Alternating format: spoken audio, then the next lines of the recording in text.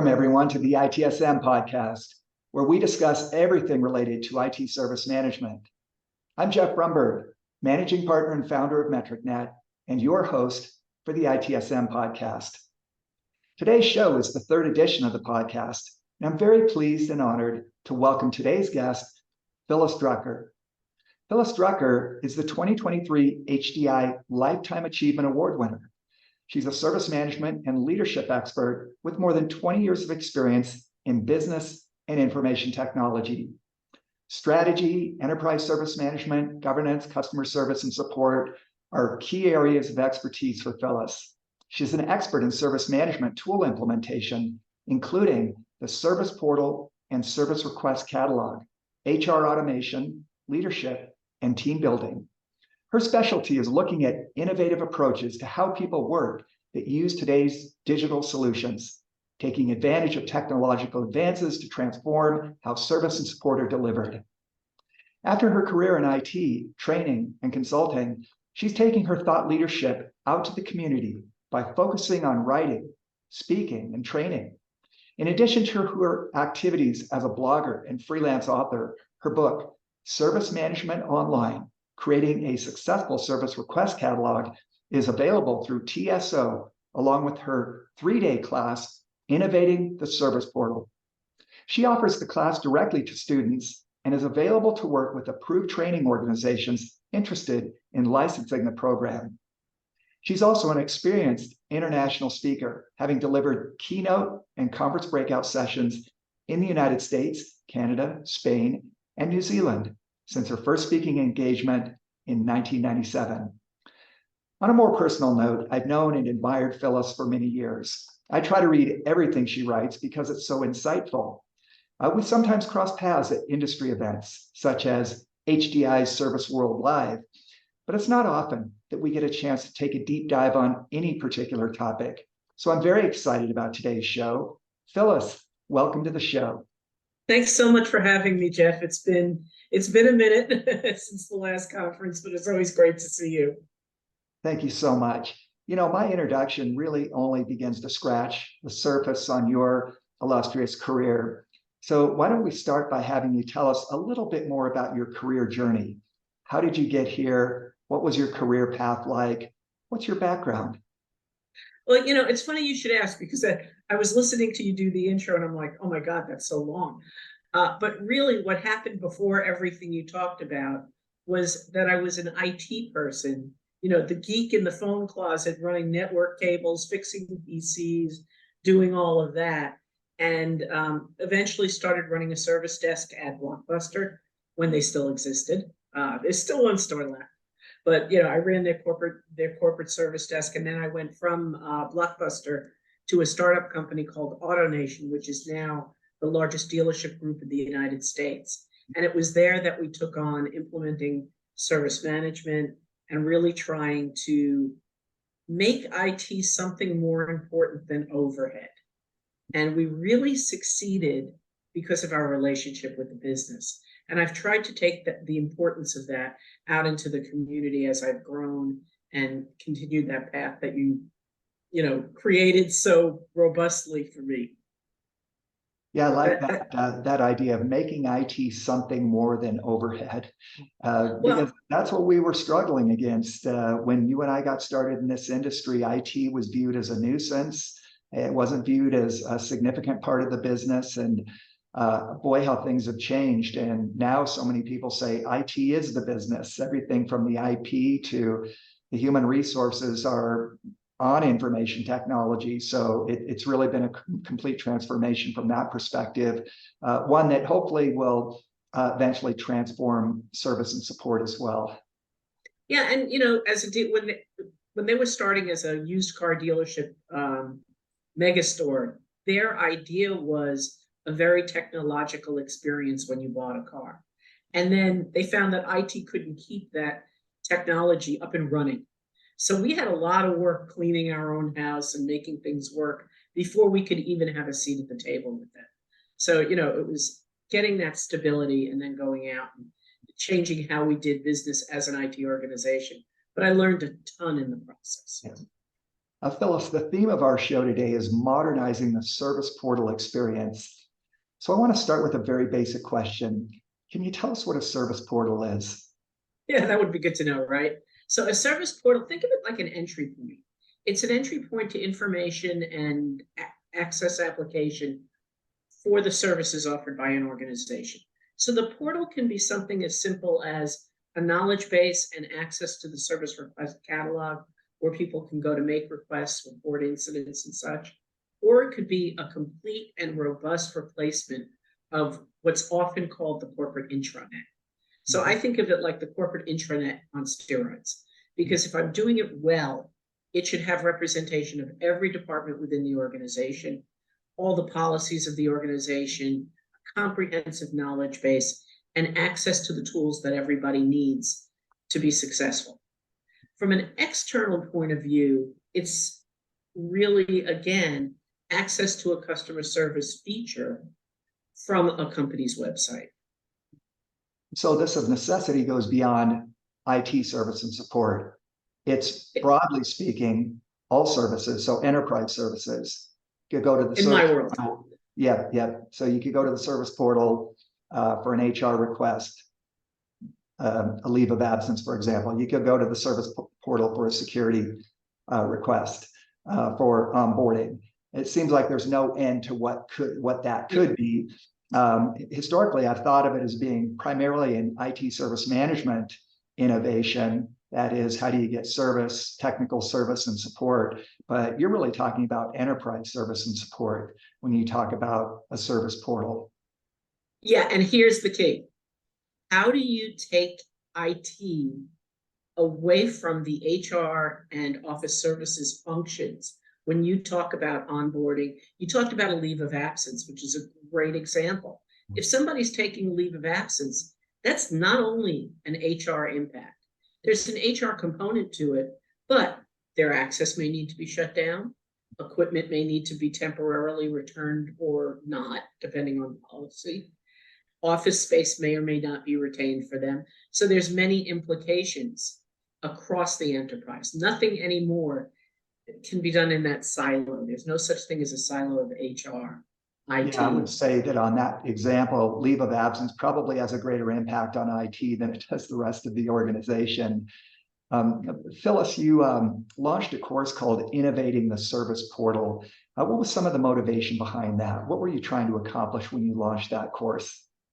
Well, it kind of came together in an interesting way because it started out of the whole experience level agreement and experience management trend in the industry today. And it came actually out of a conversation with Alan Nance, who was, by the way, one of the people that did the original ITSM training back in my AutoNation days. So he was both my trainer, mentor, and a friend over the years. But Alan came to me and he said, we've got this problem with the portal. It really doesn't provide a great user experience. In fact, most people who use it say it's the worst experience of any channel that IT offers. And I know you don't think of it that way. And I said, well, you have a point, Al. The problem is when you go into most organizations, their portals and their service catalogs that support the portal are really poorly designed. They're designed to scale IT, not for user experience. So I started looking at portals when I would go into a client site, what they would look like, how they'd be organized, and use some of that as my worst case scenario, and thought about some of the work that I did in my years of consulting to bring their portals up to speed, but also looking at what does a modern, innovative support experience look like, and what would the portal have to become in order to drive that? And was this what motivated your focus on human-centered service portal and catalog design? Because you're well known in the industry for your focus on the human experience. Can you elaborate on what that means and why it's important? Sure. When you look at, and I'll try to bring it into like today versus what's possible. Really, the human-centered piece of it came out of realizing that we design for the technicians. And I really got my eyes opened. As much as you say, I've been doing this for years and years and years. Katrina McDermott recently put out a book called Human-Centered IT Service Management. And there's a line in the book about how we build our ITSM implementations to scale IT. We don't do it to offer a great employee experience. And I'm like, ding, that's what I've been saying about the portal for the last 20 years. We design it for IT. We don't design it for the people that are using it. And then we make it worse. We go out and we say to the enterprise, this thing is great. You should join us. You should bring all your HR stuff into our horrible portal. And then we degrade the HR experience. And then we go out to facilities and we do the same thing. And at the end of the day, what you end up with is a really great self-service capability that offers a horrible employee experience. Well, go ahead. But that's not the way it needs to be. Right, right. Now, with the human experience at the center of portal design, can you take us a little bit deeper into that? And what's your approach to the design of a service portal with the human experience at the center of the perspective? Well, I'm going to start with one that people really hate, and it's not a service request. I'm going to start with the concept of an incident. And many organizations I'll go into, and you have to first, fill out 4 or 5 fields about who you are, where you sit, what your phone number is, and all that, right? And by the time you're already fed up, then they ask you to categorize your problem. Yeah. And then they ask you, who should it be assigned to? What group? And then they ask for, detailed information about the issue you're in. Why are you asking your customer to categorize something based on your category structure? It's meaningless to your customer. Now, not all of them are that bad, but there's 2 problems with that approach. One is, if they're logged into the service portal, you already know who they are and you better know where they sit. And if you don't, you have some work to do. So all of that is unimportant. The only thing that's really important is, tell us a little more about your problem. And then ideally, you'd be bringing AI in and exposing, anything that they could do right now to fix the problem. And then just let them hit submit if they don't find the answer they need. Yeah, the categorization requires a certain amount of self-diagnosis. And one of the reasons they're reaching out to you in the first place is to help them diagnose the source of their issue. So I agree with you on that one. That practice hasn't been completely abandoned, though. We still see that a lot, as you know, where the customer is asked, well, is this a network issue? Is it a software issue? Is it a hardware issue? I don't know. And most of the time, the customer doesn't know. So to your point, asking them, what are the symptoms, is a whole lot better. And imagine a doctor asking a customer, or a patient, I should say, what's wrong with you? Isn't a much better question. Tell me what's going on with you. What are you feeling? What are you thinking? What are your symptoms? Give me the symptomatic description as opposed to the diagnosis. And of course, huge difference between those 2 things. But it's surprising how long it has taken this industry to recognize the difference between self-diagnosis and simply the description of symptoms that might allow an expert or a service portal to get to the root cause of those symptoms. How about you have a button? The button collects information about and I saw this, by the way, in an award submission one year. They had a button on the machine. When you logged into the portal, there was like a help me button. And it literally collected information about every open application, all the error logs, everything that was going on, and said, tell us what you need help with, kind of thing. And they just put in a description in their eyes. But now I've captured all the diagnosis information I could possibly capture from the machine. Now I take that and I combine that with the user's description. I ought to be able to go proactively behind the scenes and figure it all out. One button, one click, one sentence. That's it. That would be nirvana for most people.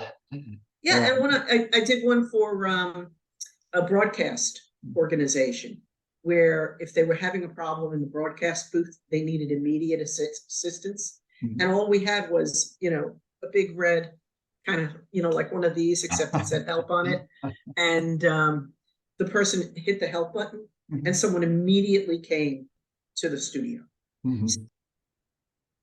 Phyllis, what are some of the common mistakes you see organizations making when they design their service portals?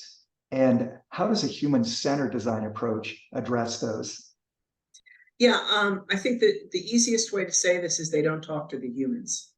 So they get a bunch of stakeholders in a room, but how they define the stakeholders is the providers and fulfillers that they work with every day. Mhm. So if it's an IT catalog, they get a bunch of IT people in a room and they say, okay, let's work on onboarding. What does onboarding look like? Mhm. And maybe they have HR. What they don't have in front of them are the people that actually work with onboarding, like managers, and the average user in the organization. So they don't talk to a full audience. And they don't do some of the techniques that we now do around digital design and blueprinting. So when we sit down to do a really great onboarding process, we get some managers in the room, perhaps some people who have just joined the organization in a room, and we have them walk us through the process they did across the enterprise and say, tell us everything about the process. Tell us what you thought was great. Tell us your pain points. We would then do the same exact thing with all of the involved fillers. And then we get people in a room and say, well, what should it look like? And it's designing it with the humans that actually are affected by it that makes a major difference. So it's almost like a focus group with the most important stakeholder in the room, that being the customer. So I think it's fine to have IT and HR and other functions there, but without that key stakeholder, the user, the customer, you're going to miss something big. So would it be fair to call that something like a focus group, getting that perspective from the customer that the portal is designed for? Absolutely. It's why I say let the humans talk. It's like if you don't have if you're not doing a focus group with the end users and you don't understand their experience, you can't design for them.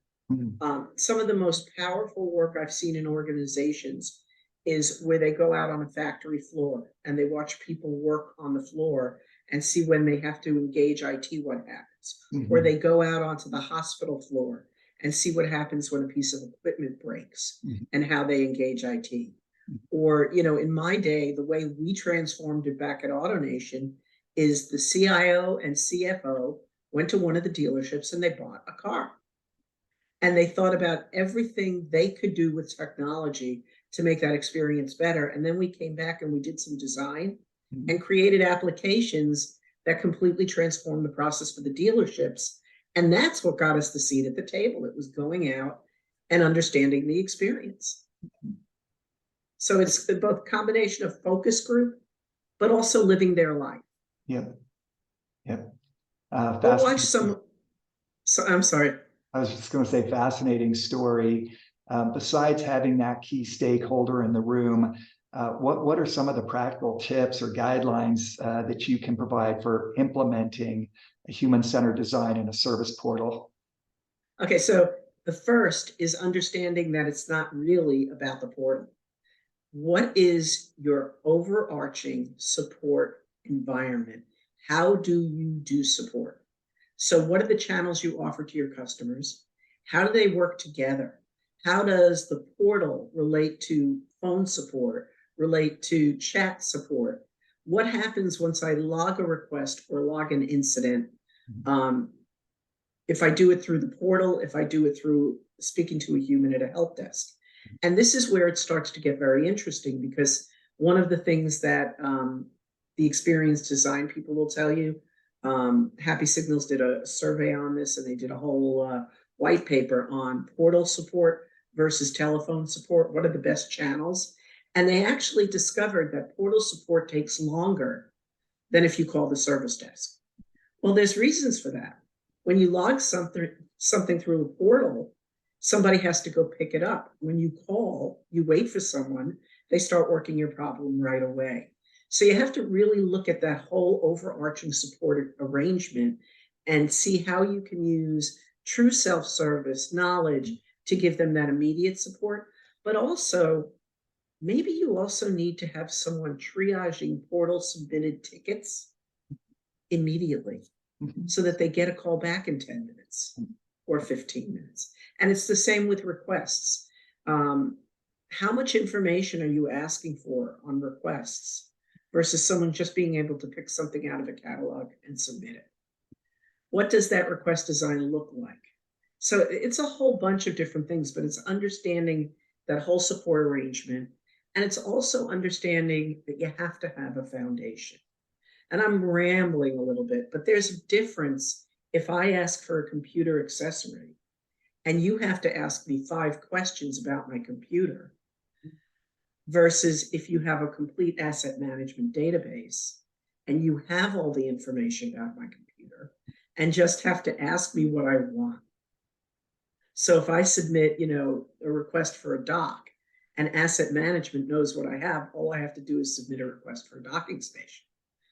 If I don't have an asset management database, when I make that request, you want my serial number, you want my model of my laptop, you want to know, various things about it.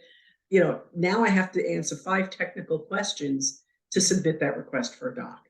Mm-hmm. So there's laying a complete support foundation and understanding what you're trying to achieve, what data you have, what data you don't have. You could start to see why it's a 3-day class, right? A counterpoint to the data point from Happy Signals that transactions are quicker in the voice channel than they are in the portal is that the portal has been gaining share versus voice for more than a decade now. So if we look at channel mix, look at voice, walk up, chat, portal, the portal has been gaining share overall. And I believe in 2022, almost 25% of all tickets were entered.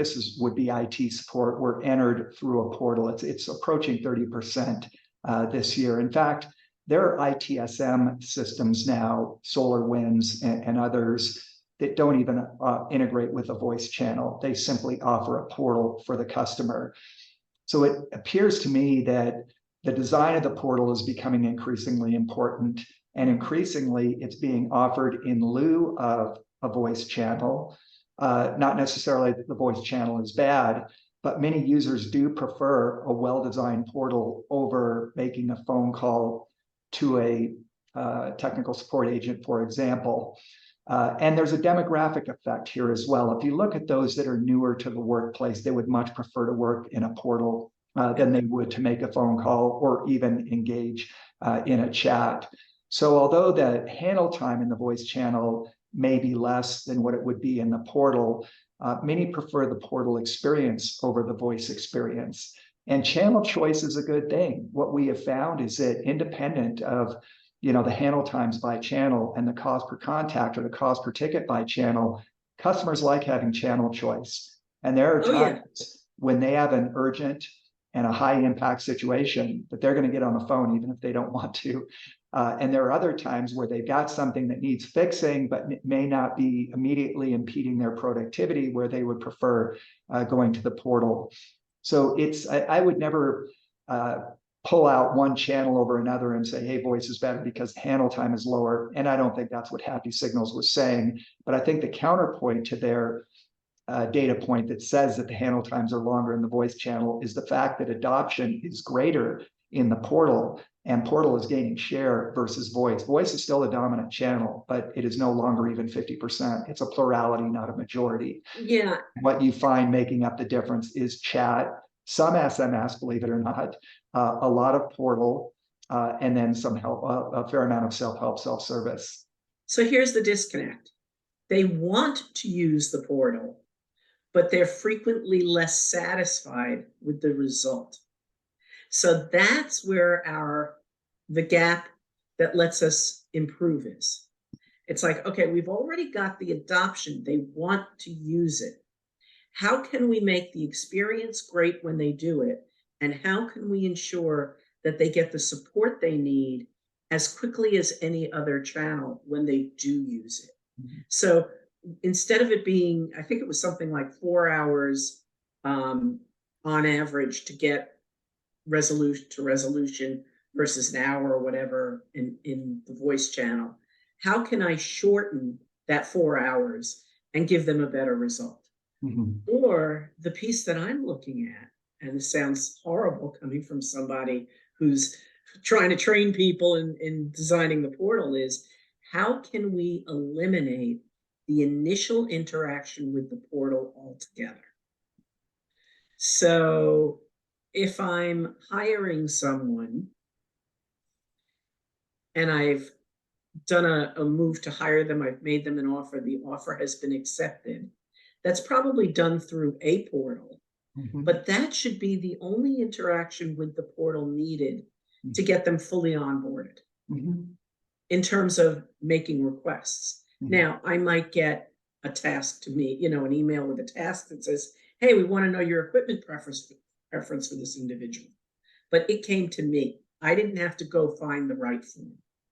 Or how about the situation where monitoring systems, you mentioned SolarWinds. So monitoring systems like SolarWinds figured out that I'm having an issue with my laptop. And that might not be SolarWinds, it might be another one. But between artificial intelligence and logs, some device somewhere figures out that there's a problem with this particular piece of equipment.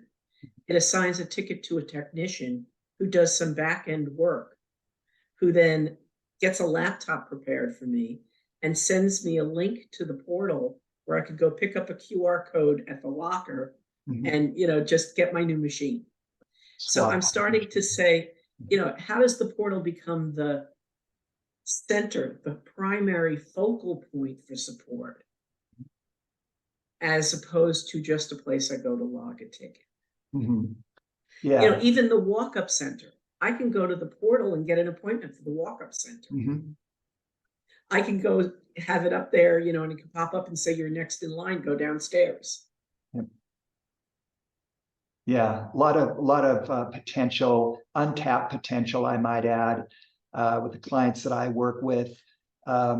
They nominally have service portals, but the kind of portal that you're describing that is very user-friendly, very conducive to the customer wanting to use that portal, to the point of being proactive and actually getting an interaction going even before the customer knows it's necessary, really opens up a world of possibilities on what the portal can be.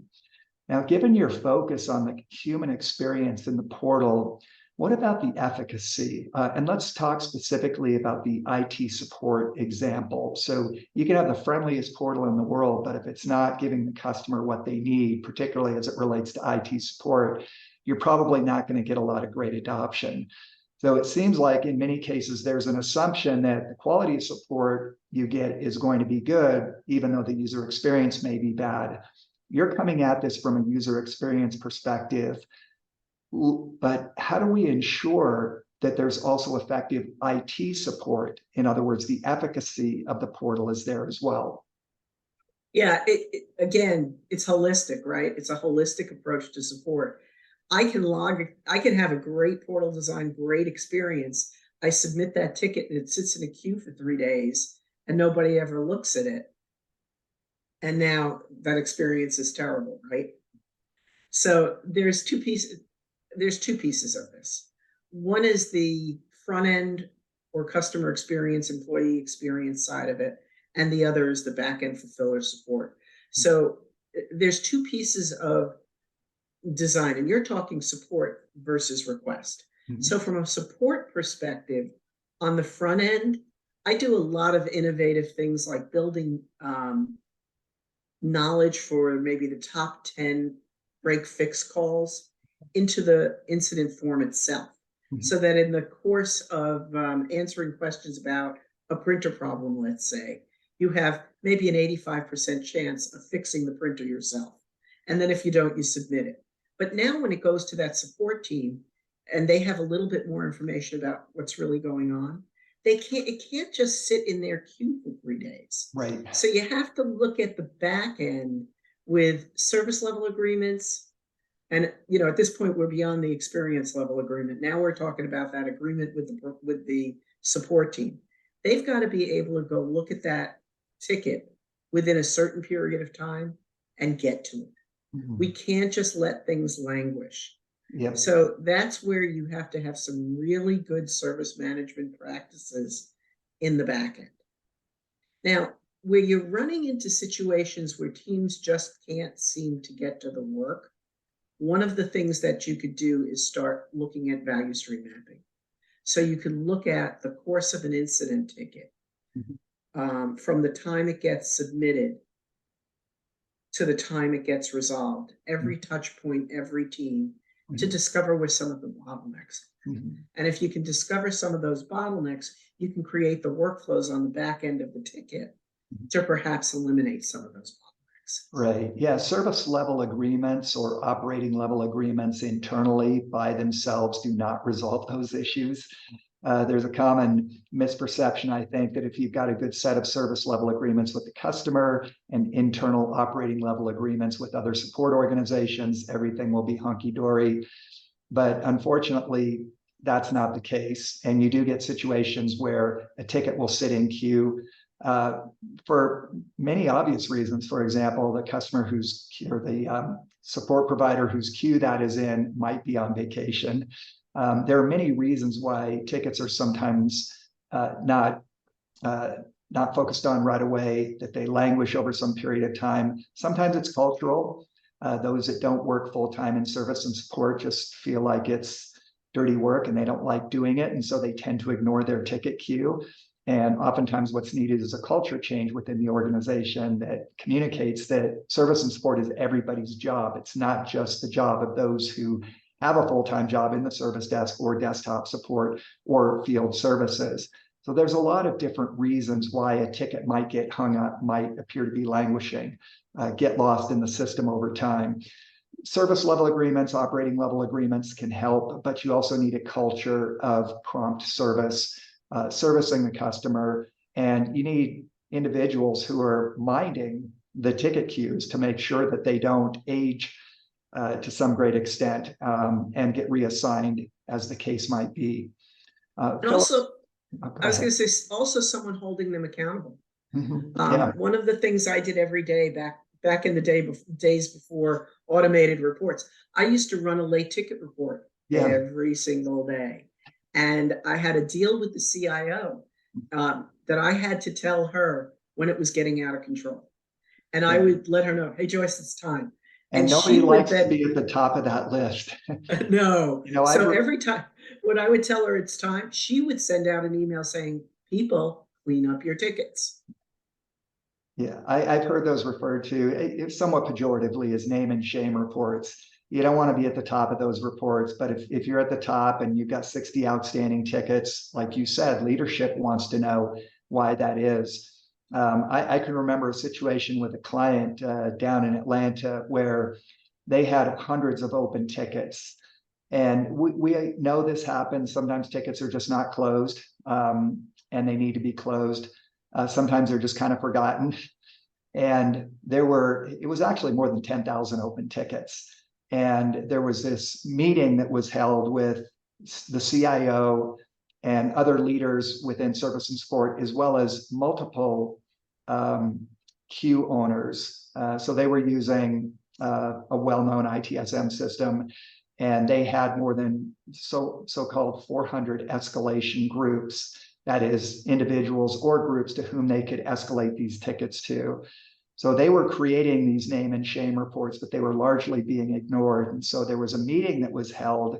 I still remember this. And during the 1 hour that the meeting was going on, the ticket queue dropped by more than 50% because the word went out that this name and shame report was going to be reviewed and individuals were going to be asked to explain why they had tickets in their queue that were sometimes more than a year old. So the word went out, and during the 60 minutes that the meeting went on, individual queue owners went in there and cleaned up their tickets pretty dramatically. They closed tickets that hadn't been acted on in multiple months. They closed tickets that should have been closed initially. And unfortunately, there were probably some tickets closed that shouldn't have been closed. But I think that accountability that you're speaking to is missing in many organizations. So if you have friends in high places like CIOs, as you mentioned, in the organization you spoke about, and you're able to produce these outstanding ticket reports, we understand that some tickets are going to age over time, but to have an excessive number of tickets in that queue, particularly if they're more than 30 days old, that's a problem. And getting the support queues or the escalation points to pay attention to that. One way to do it is to produce that report and to raise that level of awareness so that every individual understands that they can't ignore the tickets that they're responsible for. But let's look at this from another perspective. You and I are describing a process that I did in the early 2000s. So it's a 20-year-old process. The scary thing is that's how we do business today. It hasn't changed But the much. tools, no. And this is the bandwagon I've been playing with over the last couple of years, right? Our tools are very different today than they were when I ran that service desk. Mm-hmm. However, we're still doing the processes the way we did them 20 years ago when the tools didn't have certain functions. So there are all kinds of things you could do with artificial intelligence that track back to this portal experience. So I submit something, whether it's a request or an incident, it doesn't matter. I submit something. I can use artificial intelligence and certain ITSM tools mm-hmm. to look for thresholds. Nobody has touched the ticket hasn't been updated, the user hasn't been called, whatever the touch points are.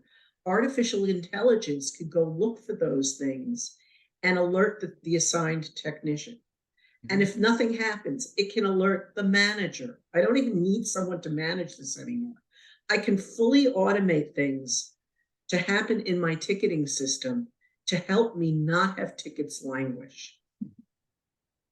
So why aren't we doing that? Mm-hmm.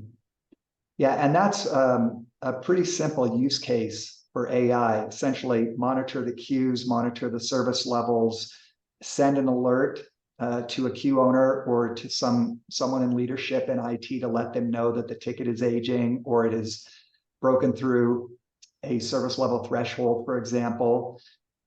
So that would be an example. I think AI is a perfect fit for a use case like that. But what about innovating a service portal from a human-centered perspective? How might AI and automation play a role there? Do you see a role for AI when it comes to the portal more human-centric? Yeah, because again, the front pages of portals have changed. And, most of them these days have that little chat bot or chat capability or a search bar. And, you talked about the newer people in the community, coming into businesses these days. The digital natives, people like my daughter who grew up on technology, they don't go look at a taxonomy to go find something. They go right to that search bar.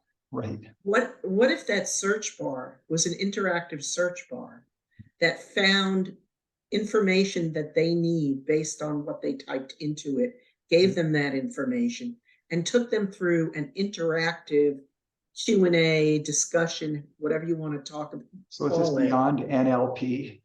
It basically is. It is. It's just, it's the design, right? We have the chatbots. We have the ability, the natural language processing. But what if instead of they have to click the chatbot, mm-hmm. it kicks off from the search bar? Mm-hmm. And what if it guides them through the whole process, and at some point it becomes clear that there's no knowledge base, that this isn't a known issue, that there isn't an incident that's already in progress that this is related to, and we need to log a ticket. And that same interactive chatbot experience just says, okay, I've logged a ticket for you. Here's your number. Mm-hmm. That's a great user experience compared to having to do it yourself. Now let's roll it back one step. Mm-hmm. Where do we all go first in modern day life? Teams, Slack, any of these chat programs, right? What if it started at the corporate IM platform? Mm-hmm. So what if I went to Teams or whatever the corporate standard is, there's so many of them, but what if I went to my corporate chat and started a chat with the service desk, and it did all the same things and logged the ticket at the end? Mm-hmm. And what if it fixed my problem and actually logged a closed ticket? Mm-hmm. Now I have metrics on how many times they went to the portal and didn't even have to go to a technician. Yeah. And how would you track that? So a broader question being, how can an organization measure the success of its service portal and its impact on the user experience and productivity? I mean, I can think of several metrics that might be useful here, but I'd like to hear it from you since you're so focused on the user experience. Well, there's a lot of questions in that one question. So the first thing is, if we're talking about, I go and I work with that little interactive search bar, which is really the chat bot in disguise. If I do that and it helps me find the information I need to fix my problem, I log a closed ticket. Mhm. But it's logged as closed by automation. Like it has a closure code that indicates the chatbot resolved or knowledge, or the user. And then if I go to log a ticket, I can track the amount of time it takes to resolve the incident, right? So now I start looking at some mean time to resolve. Yep. But now I have inclusion of a true self-service environment. Mhm. So I could do mean time to resolve completely in self-service, which could be minutes, versus mean time to resolve when it goes to a back-end person. Yeah. And I can do overall. So as I increase the number done by the bot versus technicians, I should see the overall mean time to resolve start to drop. So that's one. You can't do that with just having a knowledge base, because it gets very hard to know when a person has really solved their problem with a knowledge base. Yeah, we've seen our clients struggle with that, where they have a self-help portal and they can say, well, last month it got 5,000 hits. And it's like, well, we care about resolutions. So how do you figure that out? And some of them actually resort to sampling, meaning contacting, though they know who got into the knowledge base or the self-help portal, and they resort to maybe sampling 100 people, calling them up. Hey, we saw you use the service portal or the self-help self-service portal. Did you get a resolution? It's a very crude way of getting data on that. But what you just described is a significant breakthrough in the industry. If you have a chatbot that is actually recording, closed incidents or service requests, that's a significant step forward, because most of our clients, I would say 80+%, have a service portal but can't measure the effectiveness of that service portal. And this is also when you start talking chatbot, right? Yeah, I gave you a nice wrapper around the chatbot, made it look like part of your portal interaction. Yeah. But the reality is, if the chatbot is using the knowledge base to give you the response, and now I can log the ticket, it's not like the knowledge base is not useful. The knowledge base is still necessary, because that chatbot doesn't know anything. But that chatbot can know anything that's in knowledge and anything that's in your tickets. So again, with machine learning, if I have good resolution information in tickets, it could use a ticket resolution to tell you how to fix the problem. Yeah. So now I have knowledge base plus ticket resolution through AI gets even more powerful. Now, the other thing that you can start to look at in your portal is how much automated fulfillment is being done versus manual fulfillment. So my favorite is another one in the HR world, employment verification letters. Old school, they go to HR and someone in HR looks up and fills out the form and does the employment verification letter. I have automated that function for several HR organizations, to where you go in, you tell it who needs to get it, the bank, or not the bank, the landlord, the new job, whoever is validating your employment, whatever it is, the email address of the person that's supposed to get it, whether it's supposed to have your salary or not. If it's for a loan, it might have to have salary. So they fill that out, and we automatically generate a PDF with the information that it is, that has to be there. And it gets sent automatically to the email address that was provided. So now within seconds of someone requesting an employment verification being sent for a loan or whatever the purpose is, a rental, the target individual, the recipient has it. But now I can measure how many requests do I do with complete automation versus how many are manual. Mhm. Yeah. So the possibilities inside of IT and outside of IT are endless. Yeah. Within IT, there are so many things we still do manually for people, although I think companies are starting to change. Yeah. Software. Mhm. Why is software manual Mhm.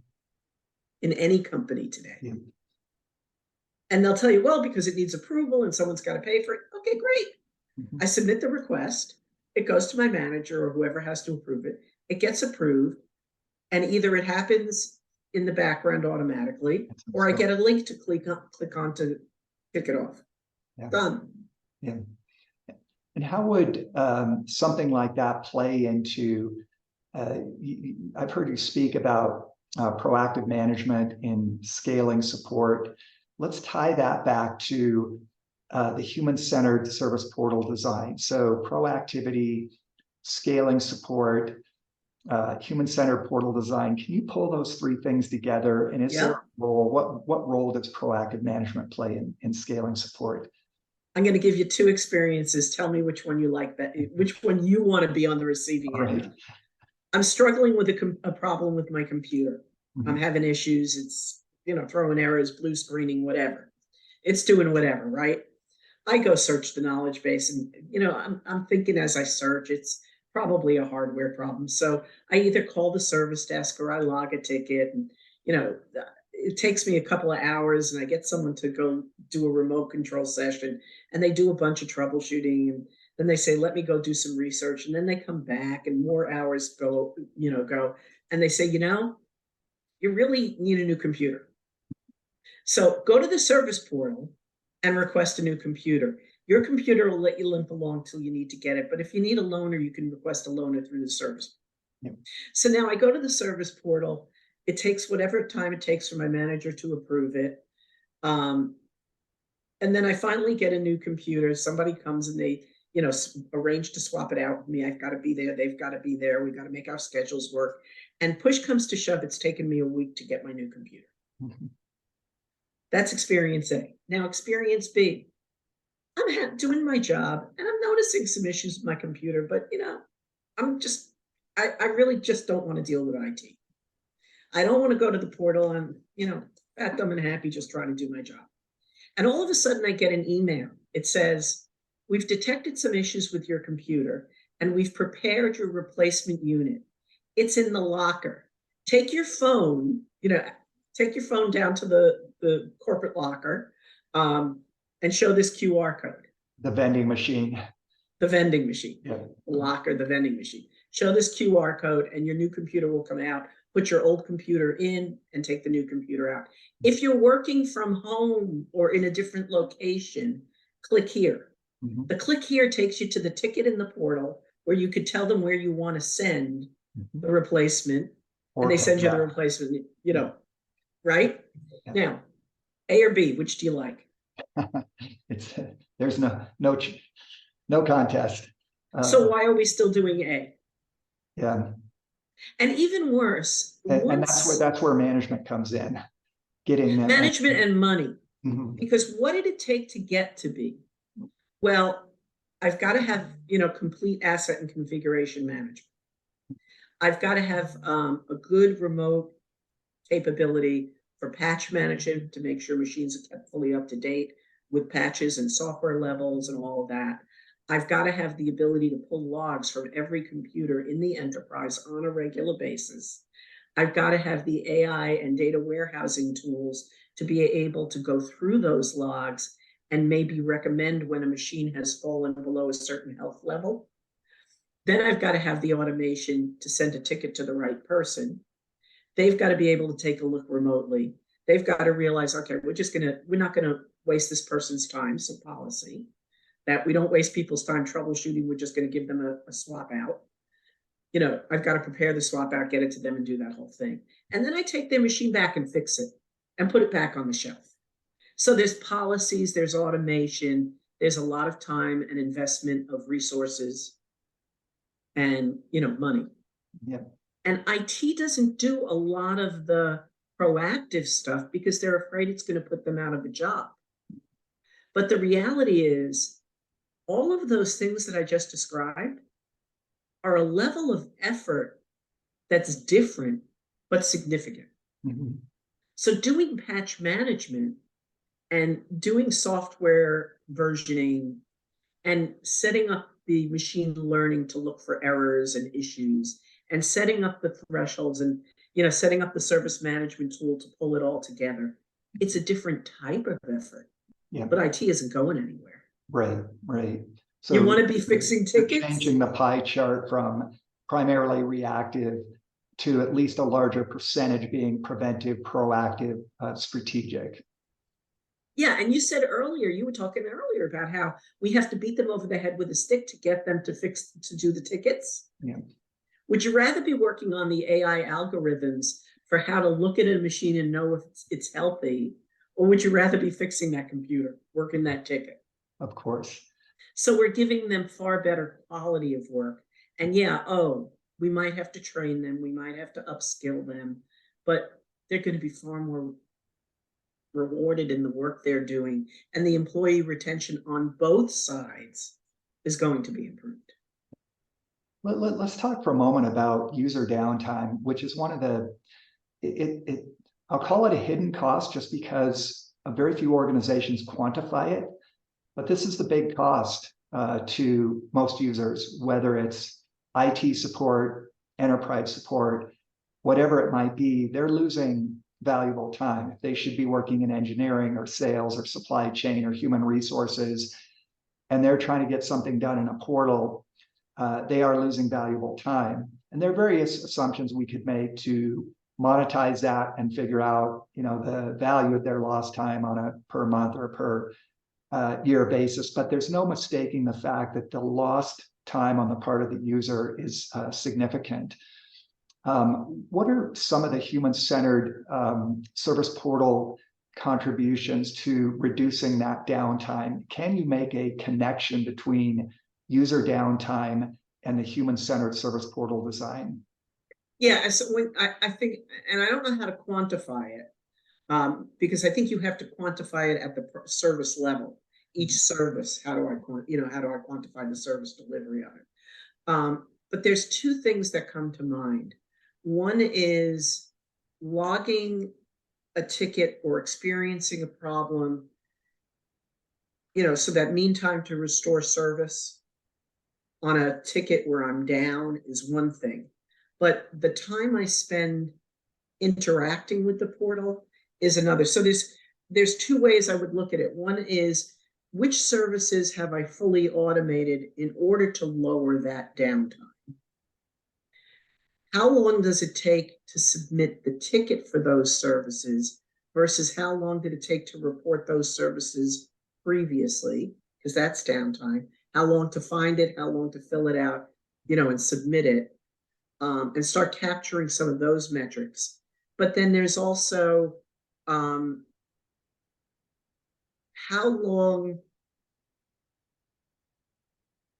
does our support take? I'm trying to put it into words.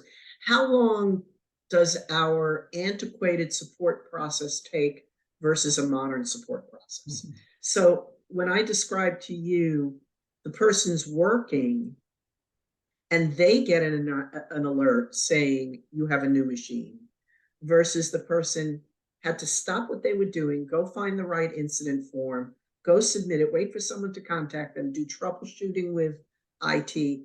Now, all of that is in the ticket. Like, how long did it take to go from the input of that ticket to closing of that ticket saying, I told them to request a PC. Mm-hmm. So I've got it, but you're not going to find it without value stream mapping. Right? You can't find that by looking at metrics.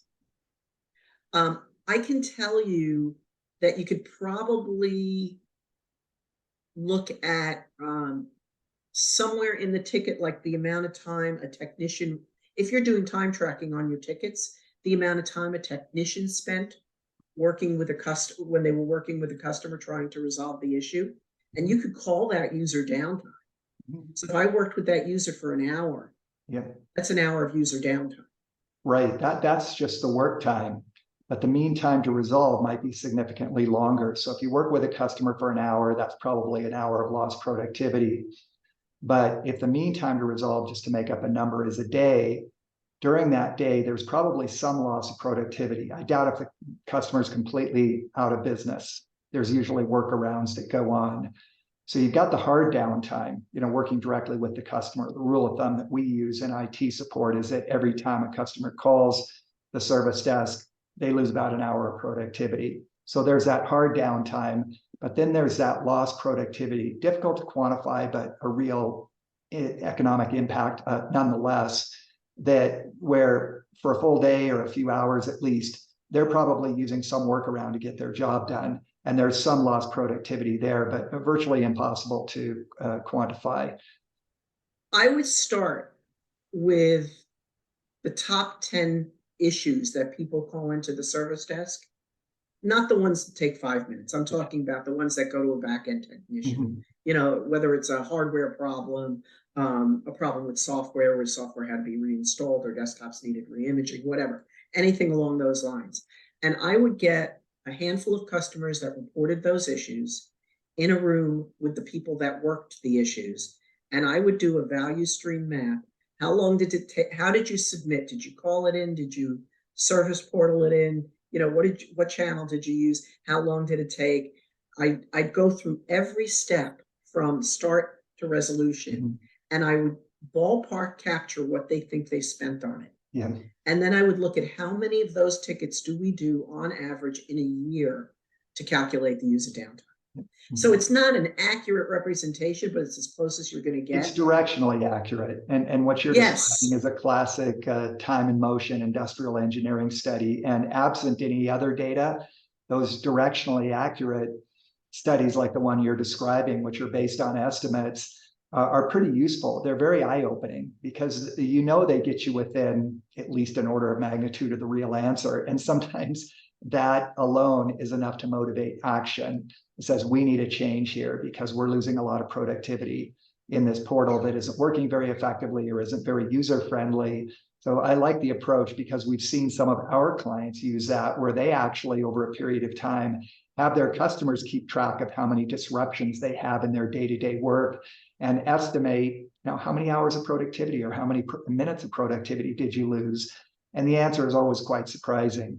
We know, for example, from one of these blunt force studies that the typical end user will lose on average about 27 hours of productivity per year based on various IT-related problems, issues, service requests, and the like. And that, of course, doesn't even include the other enterprise services like human resources and security and the like.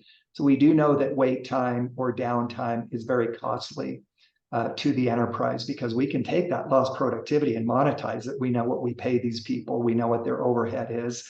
And we can look at the lost productive hours and multiply it by what we're paying these people and come up with a rough figure for the cost of the impact that those users experience from these various outages. So I like that approach. And I can make one change to how I do support, which is as soon as it's detected that the problem is either hardware or configuration or software on a machine, immediately swap it out with a freshly configured device. So what am I talking about? All the softwares and data's in the cloud, so it's very easy to do that now. But that's what I'm talking about. Instead of re-imaging the machine on there and having to rebuild the machine with the user, why not just have them continue working? As soon as you have a new machine ready for them, it goes either to the locker or to the home or wherever it needs to go. It's fairly inexpensive to have hot spares available for that. But this is another example of 20-year-old practices. Oh, the machines cost so much money. Well, what cost you more? The user downtime or the machine? And I'll give you a perfect example. There's an undocumented feature in Microsoft that may now be fixed that could lead to, if you log into multiple domains from a browser and you don't use an incognito window, it will mess up your Microsoft authentication. The fix is rebuild the entire computer. So it took, I probably lost 4 40 to 60 hours of billable time. For a consultant who's billed out at $200 an hour, think about that. While I was working with the guy, while we were troubleshooting and trying to reinstall Office, and then having to reinstall everything from scratch and get all the, I had to do every software had to be manually redone. So it probably was 40 to 60 hours of billable time lost. Wow. What would have been cheaper? A laptop fully configured, or spending all that time fixing mine? Cheaper in time and money, and the two are somewhat interchangeable. So, and this is when I look at humanizing the portal experience, humanizing the IT experience, and modernizing and using technology and being more proactive. It's simple changes like that that change the employee's perspective. Yeah. So now I submit a ticket. It's clear I have a computer issue. I get a new computer. Yeah. No messing around with troubleshooting or re-imaging or anything like that. And it's you don't have to have that many hot spares available. And the cost trade-off is quite obvious. New computer versus hours of troubleshooting. I'll take the new computer any day. So go ahead. I was just going to say, I could put a wrapper on this very simply. The 80% of issues that people have today that could be self-served through knowledge and information, I take care of with that nice chatbot wrapper and a great experience in finding the information I need to self-resolve. The 20% that can't be, get to the right people, and we do swapping and immediate service wherever possible. Yeah. 80%, is that your estimate of the? It's the 80-20 rule. Let's face it, when you have computer issues, are they all hardware? Of course not. Vast majority are how I use the environment, the how-tos, a simple fix, those sorts of things. Known issues. Phyllis, we spoke about your 3-day course earlier, and this might be an unfair question, but I will ask it anyway. What are some of the key takeaways that an organization would apply to improve their service portal? If they were to go through the 3-day course, if you could boil it down to a few key points, what would those be? Well, it's going to start with designing a holistic support experience that includes everything we've spoken about. The channels, how you do support, how to design that. It's going to move on to how to define the services that you provide as an organization. It's going to then go into all of the digital design thinking that we've been talking about, how to digitally blueprint, value stream mapping, how to work with those customers in the focus group. So how to do all of that as a takeaway, and then how to put together the project, business case and funding, gain adoption, and measure your results. So it takes you through the whole journey. Excellent. And last question, can you share some insights or call it a sneak peek into future trends of service portal design and how organizations can and should be preparing for that? I think you're going to see it become far less silo-based. So I think you're going to see far more of that interactive type experience where you come into a banner and you ask for what you need. Or if you do want to browse it, you'll see it as less request and knowledge and less HR, IT, and more functionally based, like employee services. I need to know how to get supplies, or I need an employment verification letter, manager services, I need to onboard an employee. So, really looking at who's getting the service, what they are, office services. I think you'll see more functionally based taxonomies and less silo-based taxonomy.